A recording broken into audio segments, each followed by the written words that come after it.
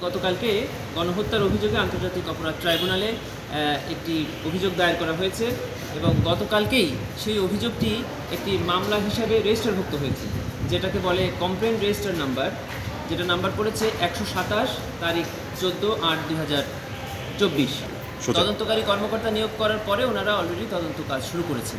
আমি ওনাদের সাথে কথা বলেছি। তদন্ত কার্যক্রম শুরুর প্রাথমিক কাজ হিসেবে ওনারা ঘটনাকালীন সময়ের যত পত্রিকা আছে সেগুলো সংগ্রহ করেছেন এবং পত্রিকাগুলো পর্যালোচনা করছেন বলে আমাদেরকে জানিয়েছেন। এই হলো তদন্ত শুরু হওয়ার পর। কার কার বিরুদ্ধে একটু বলবেন? 10 জন আসামি করেছি আমরা। তাতে প্রথম হয়েছে সাবেক প্রধানমন্ত্রী শেখ হাসিনা, দ্বিতীয় আছে সাবেক সেতুমন্ত্রী উবায়দুল কাদের, সাবেক স্বরাষ্ট্রমন্ত্রী আসাদুজ্জামান খান কামাল, আছে সাবেক আইসিটি প্রতিমন্ত্রী পলক, আছে সাবেক তথ্য প্রতিমন্ত্রী আরাফাত এবং পুলিশের সাবেক আইজিপি এবং সাবেক ডিএমপি কমিশনার, সাবেক ডিবি প্রধান এবং সংগঠন হিসাবে বাংলাদেশ আওয়ামী লীগ, যুবলীগ লীগ এবং ছাত্রলীগ সহ আওয়ামী লীগের যত অঙ্গ সংগঠন, এদেরকে আসামি করা হয়েছে। তদন্তকারী কর্মকর্তা নিয়োগ হয়েছে। এরপরে কী হবে, মানে তদন্ত প্রক্রিয়াটা কি? পরবর্তী প্রক্রিয়া হলো ওনারা এই তদন্ত প্রক্রিয়া চালাবেন। তদন্তকারী কর্মকর্তা যদি মনে করেন যে এই আসামিরা যদি স্বাভাবিকভাবে ঘোরাফেরা করে তাহলে এই তদন্ত কার্যক্রম ব্যাহত হবে। এটা ওনারা মনে করলে এই আসামিদের বিরুদ্ধে গ্রেফতারি ওয়ারেন্ট চেয়ে ট্রাইব্যুনালে আবেদন করতে পারেন। এটা যে তদন্ত শুরু হওয়ার পরে যে কোনো সময় পারে। যখন এটা করবেন সাথে সাথে তখন এটি ট্রাইব্যুনালের একটি মিস কেস নাম্বার করবে। আর যদি ওনারা এটা না করেন তাহলে ওনারা তদন্ত প্রক্রিয়া শেষ করবেন, তদন্ত প্রতিবেদন ট্রাইব্যুনালের চিফ প্রসিকিউটর বরাবর জমা দিবেন।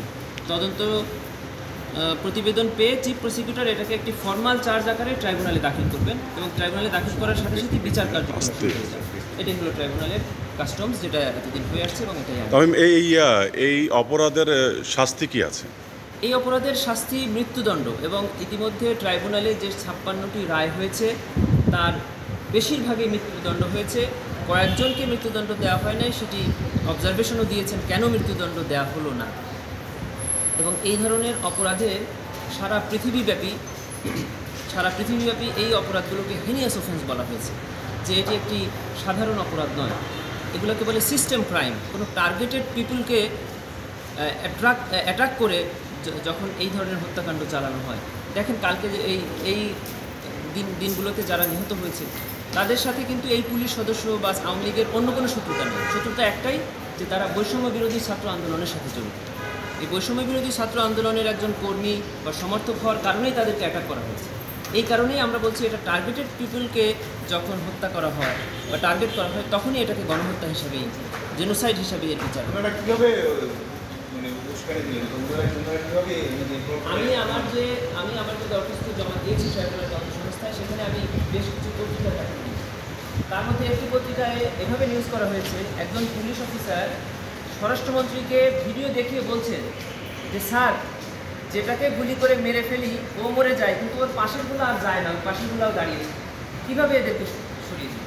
আরেকটি পত্রিকা দিয়েছি, অসংখ্য পত্রিকা দিয়েছি একটি নিউজে, সেটি হলো তৎকালীন সেতুমন্ত্রী ডাইরেক্ট সাংবাদিকদের আপনাদেরকে বলছেন যে শুট অ্যাট ফার্স্ট সাইট, তো দেখা মাত্র গুলি। এই যে ইনস্টিগেটিং বক্তব্য, এই বক্তব্যের পরেই তো সারা বাংলাদেশের। প্রিয় নাম্বার সেট করে বিকাশে সেন্ড মানি করুন ফ্রি।